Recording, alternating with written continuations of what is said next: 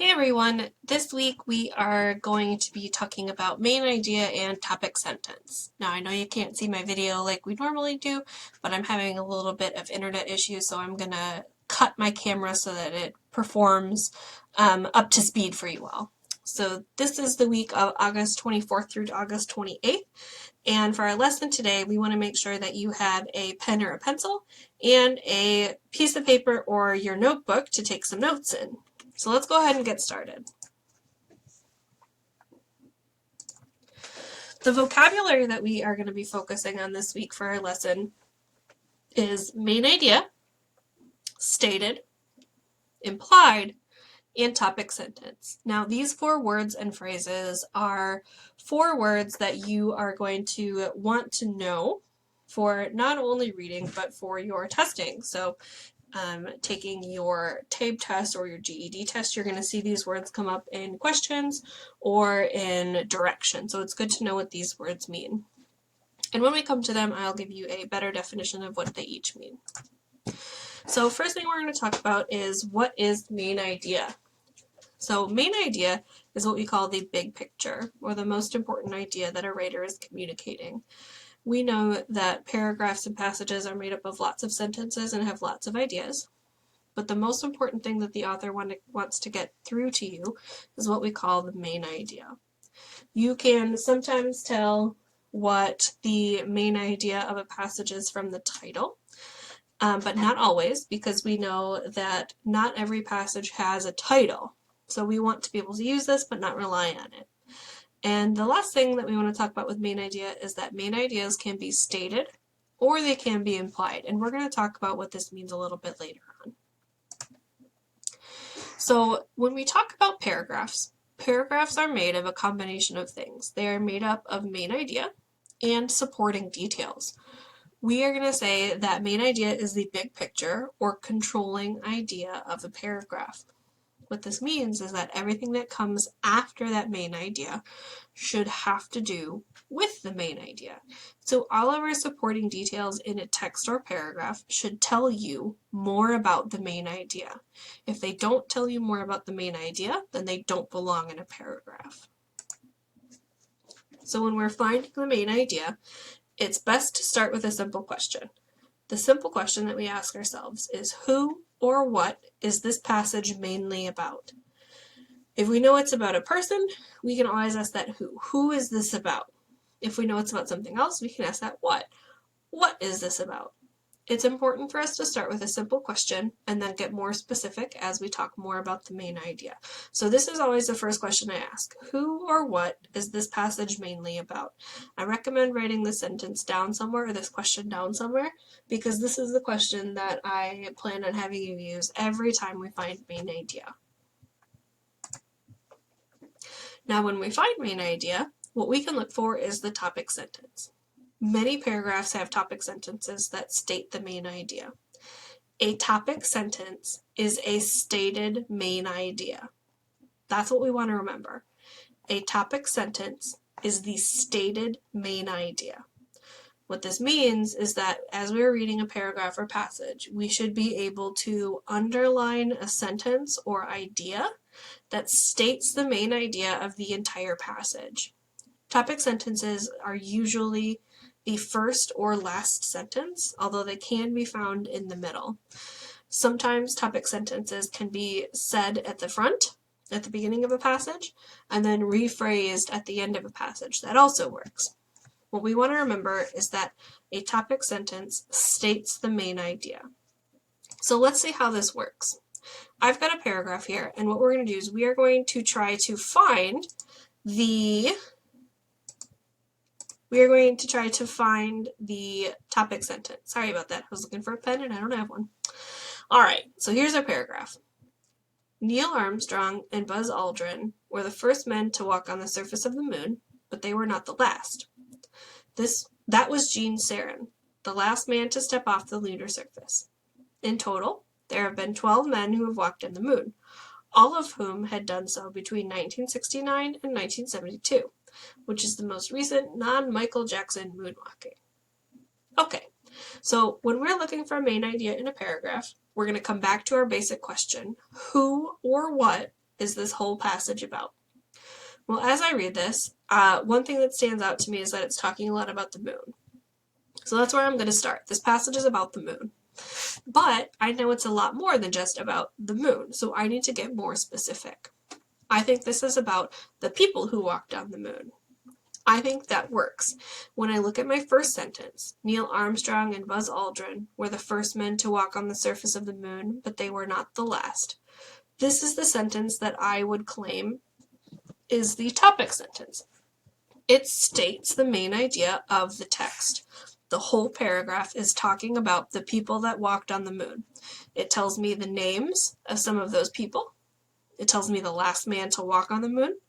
It tells me how many men have walked on the moon, and it tells me what years that happened in.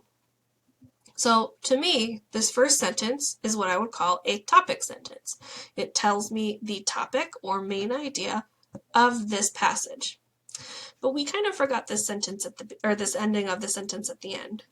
This part where it says, which is the most recent non-Michael Jackson moonwalking. Now this has to do with the moon, but not exactly the same way. So we're going to come back to this idea in a minute. So we know that main idea is the most important information in a reading passage. Every main idea needs to be supported though. The way that we support a main idea is by including supporting details. So supporting details help to prove or support the main idea. So if we take this and we look at our passage again about the men on the moon, we actually identified all of the supporting details already. The supporting details are things like the people who walked on the moon, how many people walked on the moon, and what years that happened in. Those all help prove to me that this paragraph is about the men who walked on the moon being first but not last. So I think that's a good wrap up of this paragraph. And this brings us into our stated main idea versus implied main idea. So what we've been practicing with is called the stated main idea.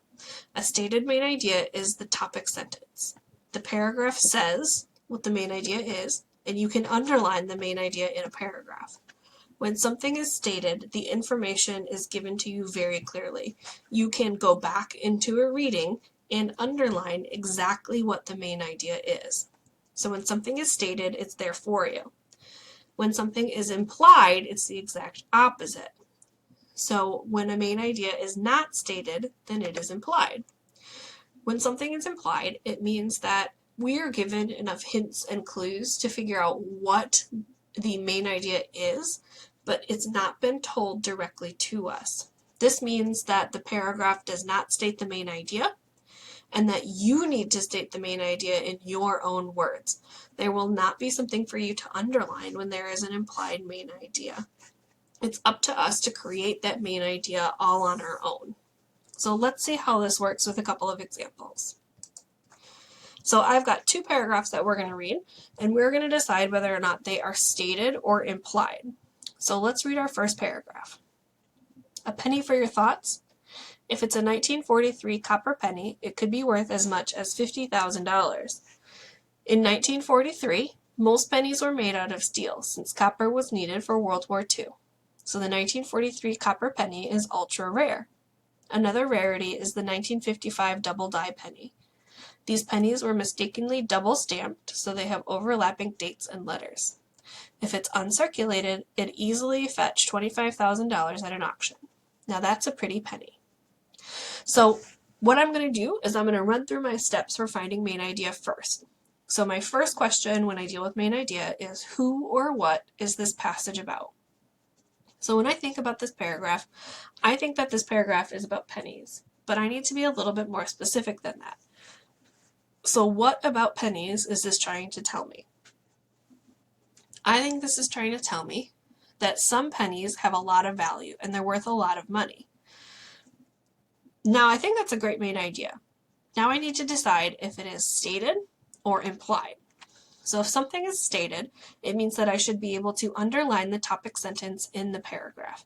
So when I look through this paragraph, I'm looking for a sentence that I can underline that states that pennies can be valuable. The only thing that I have is this last sentence where it says that one penny could reach $25,000 at auction. But that doesn't really help me because there's a lot more information than just that. So I think that this is actually an implied main idea. The main idea is that different pennies have value depending on when they were made and what they're made of.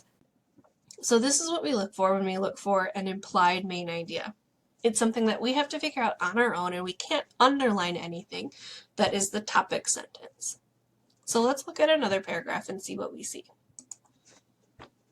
All right, so here's our second paragraph.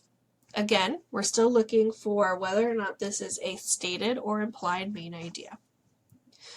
Being a clown isn't all fun and games. Rodeo clowns expose themselves to great danger every time they perform. When cowboys dismount or bulls buck them off, rodeo clowns jump in front of the bulls and motion wildly to get their attention. In this way, rodeo clowns provide an alternate target, and in doing so, protect the rider. Of course, this is a very dangerous thing to do. So you see, sometimes clowning around can be a serious business. All right, so the first thing I want to do is I want to ask my question. Who or what is this passage mainly about? I think that this passage is mainly about rodeo clowns, but I need to be a little bit more specific than that. What am I trying to say about rodeo clowns? So when I look back at all the information given, I think that this has to do with rodeo clowns putting themselves in danger in order to do their job. So what I want to do is I want to look for a sentence that states that information. If I can find one, then what we know is we have a stated main idea. So as I read, I really like the second sentence. Rodeo clowns expose themselves to great danger every time they perform. That kind of wraps up everything that this paragraph is talking about. So I think that is a really good way to look for topic sentence. I think that is a really good topic sentence. But I also see that this sentence down below at the very bottom, so you see, sometimes clowning around can be a serious business. This to me also works as a really good topic sentence. It is okay to have two. Remember that a topic sentence at the beginning and a topic sentence at the end that say the same thing but differently, they are the same topic sentence, and that is okay. So I think that this paragraph has a stated main idea. So this brings us to our last little bit of information. When do you have too much? It's important to remember that all sentences should support the main idea. If they don't support the main idea, then they don't belong in the paragraph. So if we think back to our paragraph about the men who walked on the moon, at the very end of that paragraph, we had that piece of information about Michael Jackson and moonwalking. Even though it had to do with the moon, it doesn't really fit into the paragraph. So that would be part of the sentence that I would want to remove. This is a good thing to remember as a writer, that when you are writing, everything that you write should support your main idea. If you think it fits, but you're not quite sure, try removing it.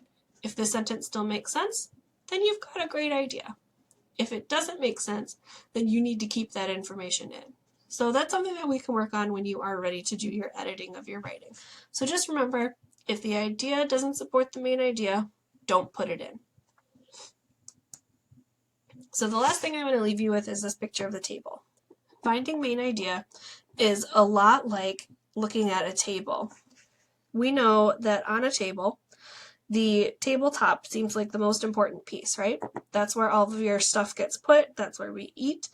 It seems to be the most important part of the table, just like the main idea. But a table is nothing if it doesn't have nice, good, supportive, sturdy legs. And that's how paragraphs work. If you don't have really good supporting details, then your main idea isn't really doing anything. It's going to fall down. So remember that main idea is a lot like a tabletop, and supporting details are a lot like the table legs. The main idea may be the most important thing, but it's extremely important to also have those table legs, those supporting details. All right, everybody. So here's what we're going to be doing this week. So make sure you're checking Google Classroom for your homework. On Monday, we have 5 new vocabulary words that we're going to be reviewing in Quizlet. Remember that these are vocabulary words that are good for us to know as part of our general vocabulary. On Tuesday, we have reading skills practice, and we're going to start by identifying topic sentences. Remember that they can be in different places of a paragraph, not just the first sentence. On Wednesday, we are doing a grammar mini lesson where we're talking about our first rule of capitalization.